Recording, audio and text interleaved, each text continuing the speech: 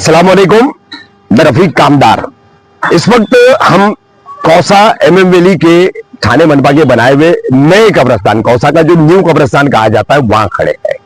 काफी विवादों में, काफी टेक्निकल चीजों से यहां पर कमियों के साथ जूझता हुआ ये कब्रिस्तान, बारिश में कब्रों से निकलने वाला पानी, और अभी मौजूदा स्थिति यहां पर यह है, हालात यहां पर यह है कि हमें ने एक खबर बताई थी कि कफन का कपड़ा जो है वो गल नहीं रहा है, बरगे गल नहीं रहे, और यहां पर जो ओटा सिस्टम जहां पर किया गया है, आगे का ओटा सिस्टम अभी पूरा बाकी है। जहां हम खड़े हैं वहां पर 1 2 3 4 5 लाइनें या 6 लाइनें ओटा सिस्टम बनी हुई है, आगे का हिस्सा पूरा बचा हुआ है। तो फिर से जो एक बात थी कि पानी निकलना बंद हो जाए और पानी की वजह से जो बदबू और खराबी होती है वो बंद हो जाए, उसके लिए फिर एक बार भरनी करनी पड़ेगी।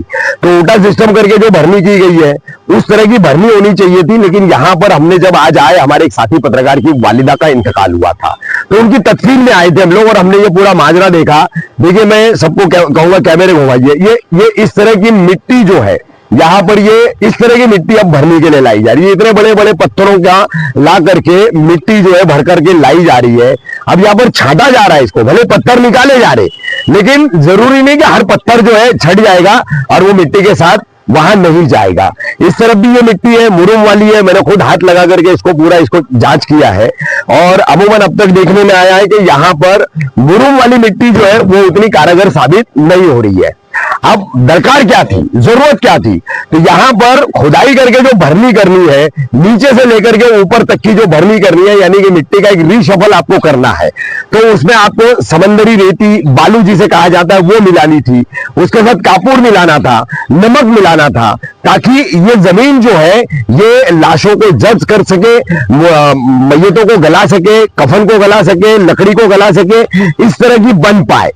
तो ये सब मामला थे और इन्हीं मामला के बाद जो है हम तमाम पत्रकारों की मुलाकात हुई है एमएलए जितेंद्र रावण के साथ। उनकी एक प्रेस कॉन्फ्रेंस थी, उस प्रेस कॉन्फ्रेंस के बाद हमने ऑफ कैमरा उनसे बात की है तमाम मुमरा कौसा के लोगों से। अब मैं आपको बता दूं कि यहां पर हमने फौरन जितेंद्र रावण से मांग की कि ये भरनी जो है अधकचरा मिट्टी की जो की जा रही है वो फौरन पहले बंद की जाए। तो उन्होंने कहा कि मैं फौरन बंद करवाता हूं। हम दोबारा इसलिए आए थे देखने के लिए कि यहां बंद हुई या नहीं, लेकिन मजदूर काम करते हुए दिखाई दिए। ये भरनी अभी भी यहां पर की जा रही थी। अगर ये बंद नहीं की गई, ये भरनी इसी तरह से चलती रही। आपको बता दें कि पहले भी कब्रिस्तान में भरनी के नाम पर गबन करने वाला जो कॉन्ट्रैक्टर और जो ठेकेदार था, ये वापस उसी को ठेका दिया है। अब कहा जा रहा है कि थाने मनपा ने दिया है। अब कैसे ठेका मिलता है, क्यों मिलता है, सभी को पता है, बताने की और बोलने की जरूरत नहीं है।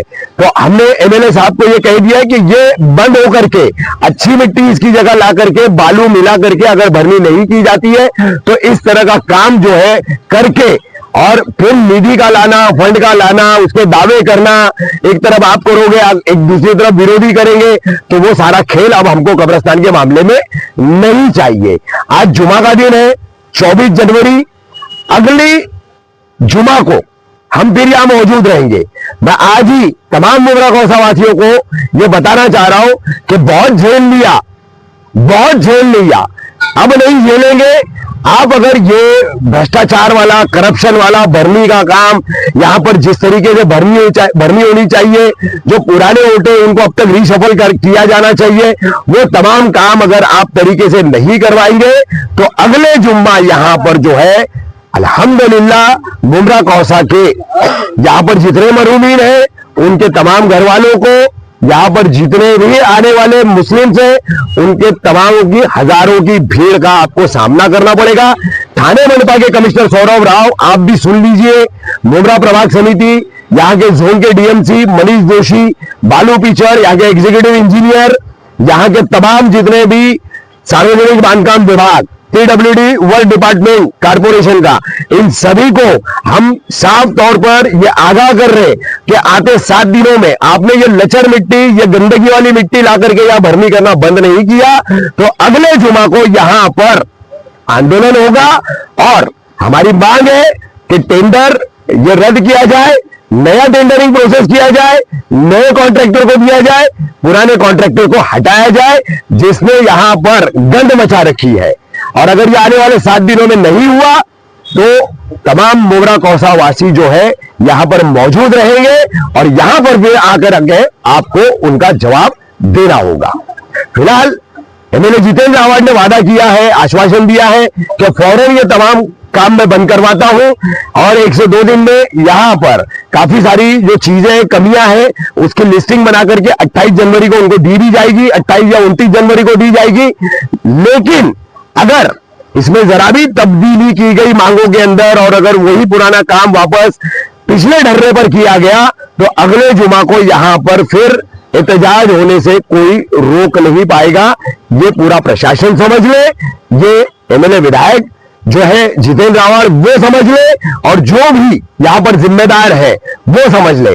और साथ ही आखिरी बात बता दूं कि इस कब्रिस्तान की एक कमेटी बनाई गई है, तो उस कमेटी को भी रिशफल करो। जो कब्रिस्तान में वक्त देगा, जिम्मेदारी निभाएगा, आकर के देखेगा, ऐसे ही आदमी को उस कमेटी में लो।